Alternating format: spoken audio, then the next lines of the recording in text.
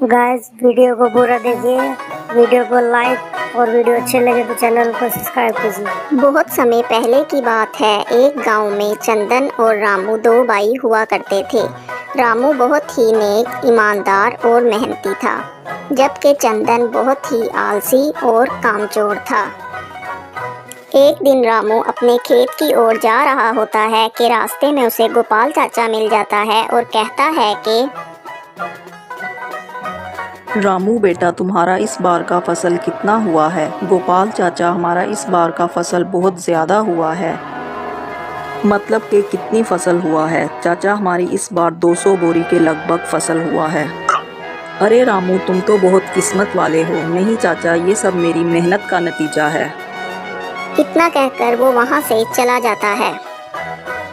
थोड़ी देर में गोपाल चाचा के पास रामू का भाई चंदन भी आ जाता है। तुम्हारा इस बार का फसल कितना हुआ है?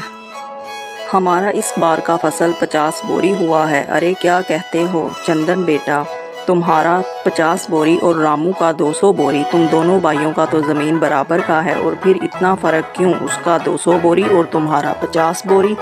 अरे हाँ काका, ये बात तो मैंने कभी सोची ही नहीं कि हम दोनों भाइयों का ज़मीन बराबर है, तो फिर इतना फ़र्क क्यों? मेरा 50 बोरी और उसका 200 बोरी क्यों? पता नहीं ये सब क्या मामला है। इतना कहकर वो वहाँ से चला जाता है और अपनी पत्नी को जाकर कहता है कि अरे रीता, क्या आपको पता है रामू भाई का इस बार 200 बोरी फसल हुआ है? हाँ जी, आप ये कैसी बात कर रहे हैं? आपका और आपके भाई का तो जमीन बराबर का है, तो फिर उनका फसल इतना ज्यादा कैसे हुआ? यही तो मैं सोच रहा हूँ कि उसका और मेरा ज़मीन बराबर का है, तो फिर उसका फसल इतना ज़्यादा कैसे हुआ? इसका कारण आपका आलसीपन है। आप सारा दिन घर में बैठे रहते हैं और आपका भाई सारा दिन खेतों में काम करता रहता है। मुझसे जितना हो पाता है मैं उतना ही करता हूँ, मैं और क्या करूँ? आप फिक्र मत कीजिए, मेरे पास एक तरकीब है। आप अपने भाई के पास जाइए और उसके बाजू वाला जमीन खरीद लीजिए। इससे हमारा भी मुनाफा बढ़ जाएगा। हाँ रीता, हमें कुछ ऐसा ही करना चाहिए। मैं भी कुछ ऐसा ही सोच रहा था। तो फिर जाइए अपने भाई के पास, अपने भाई को साथ लेकर जमींदार के पास जाइए और जाकर जमींदार से बात कीजिए। इसके बाद चंदन अपने भाई के पास आता है और कहता है कि क्या हाल है रामू भाई, इस बार का खेती कैसा हुआ है? कितनी बोरी अनाज हुआ है आपको भाई रामू? इस बार हमारा खेती बहुत अच्छा हुआ है, 200 बोरी फसल हुआ है छोटे। और बताओ कैसे आना हुआ? भाई, मैं जो आपके बगल में ज़मीन है वो मैं ख़रीदना चाहता हूँ और उसमें खेती बाड़ी करना चाहता हूँ। अरे छोटे, तुम्हारे पास ज़मीन है तो सही, तुम ये ज़मीन क्यों ख़रीदना चाहते हो? तुम ये ज़मीन ख़रीद कर क्या करोगे? भाई, आप और मैं इस ज़मीन में मिलकर काम करेंगे और अनाज उगाएंगे। अरे छोटे, ये कहकर तुमने तो मेरा दिल जीत लिया। अब हम दोनों भाई मिलकर काम करेंगे और अनाज उगाएंगे। तो बोलो भाई, कब जाना है ज़मींदार साहब के पास? मैं अपना ज़मीन ज़मींदार को दे दूँगा और ये वाला ज़मीन ख़रीद लूँगा। हाँ हाँ भाई, चलते हैं ज़मींदार साहब के पास। हम दोनों भाई मिलकर काम करेंगे तो हमें खूब मुनाफा होगा। इसके बाद दोनों भाई खुशी खुशी जमींदार साहब के पास जाते हैं। अरे दोनों भाई एक साथ हमारे घर आए हो, बोलो क्या बात है? ज़मींदार साहब, आपका वो ज़मीन चाहिए जो हमारे भाई के खेत के पास है। ठीक है भाई, पर तुम उसके बदले में मुझे कितने रुपए दोगे? उसके बदले में मैं आपको अपनी ज़मीन दूंगा और साथ कुछ रुपए दूंगा। इसके बाद दोनों भाई अपने अपने घर चले जाते हैं। ज़मींदार साहब ने ज़मीन के साथ कुछ पैसे भी मांगे हैं। ठीक है, जो घर में कुछ पैसे पड़े हैं वो आप ले जाकर जमींदार को दे दीजिए और किसी न किसी तरह उनसे वो जमीन ले लीजिए। इसके बाद दोनों भाई पैसे लेकर जमींदार के घर जाते हैं। ये लो पैसे, और आज से वो ज़मीन हमारा हो गया। ठीक है, आज से वो ज़मीन तुम्हारा हो गया। चंदन घर आकर सारी बात अपनी पत्नी को बताता है तो वो कहती है कि जी, ये तो बहुत बहुत अच्छा हो गया। अब आप दोनों भाई खेत पर काम करने के लिए चले जाओ।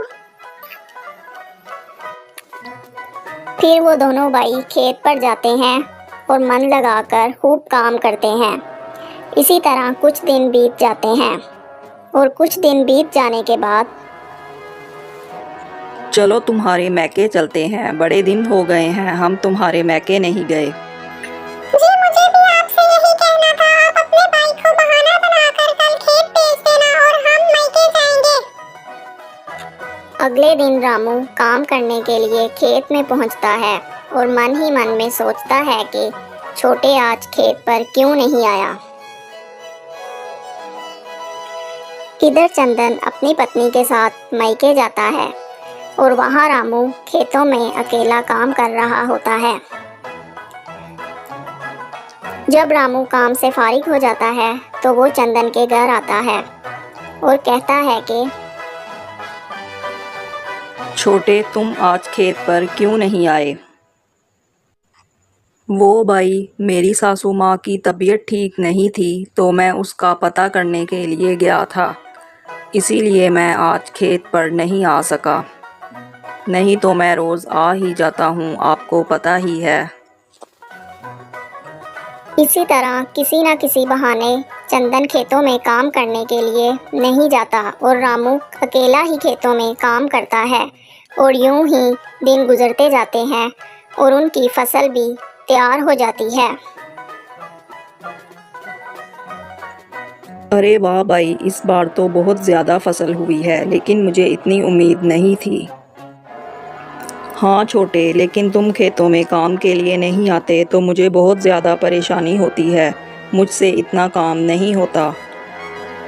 भाई आप फिक्र ना करो, अब मैं रोज़ खेतों में आया करूँगा और हम मिलकर काम करेंगे। छोटे, इस फसल को तुम अपने घर रख लो, मैं अपने ससुराल जा रहा हूँ और तुमसे 2-3 दिन बाद ही मिलूँगा।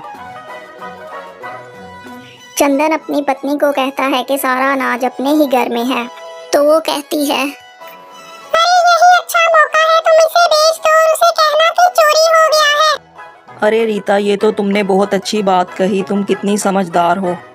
फिर कुछ दिन बाद रामू चंदन के घर आता है। चलो छोटे, हम वो अनाज बाज़ार में जाकर बेच के आते हैं। अरे भाई क्या बताऊं, सारा अनाज चोरी हो गया है, क्योंकि सारा अनाज घर के बाहर ही रख दिया था, इसलिए वो चोरी हो गया। मैं तो तुम्हें बताने के लिए तुम्हारा इंतज़ार कर रहा था। अरे ये क्या कह रहे हो चंदन, मैंने तुम्हें एक ही जिम्मेदारी दी थी और तुमने वो भी नहीं निभाई। अरे भाई तुम तो ऐसे कह रहे हो कि जैसे उसमें मेरा कोई हिस्सा ही नहीं था, मेरी भी तो मेहनत थी उसमें, और जो नसीब में हो वही मिलता है, जो नसीब में ना हो वो कभी नहीं मिलता। रामू सारी बात जाकर अपनी पत्नी को बताता है तो वो कहती है कि जी आपने उसे कुछ बोला क्यों नहीं कि अनाज कहाँ गया? छोटा भाई है, उसे अब मैं क्या कहूँ, जो नसीब में हो वही मिलता है। तुम परेशान मत हो, मैं अपने बगीचे में सब्जी के बीज बोऊंगा तो हमारा इस साल का गुजारा हो जाए। जी आप ठीक कहते हैं। मैं जाता हूँ और बीज लाकर बगीचे में बोता हूँ। फिर रामू बगीचे में जाकर बीज बोता है तो उसे सोने के सिक्कों से भरा डिब्बा मिलता है, वो उसे फौरन घर ले जाता है।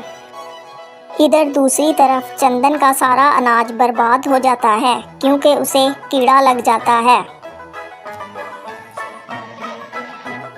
इधर देखो, हमें सोने के सिक्कों से भरा डिब्बा मिला, हमारी तो किस्मत ही बदल गई।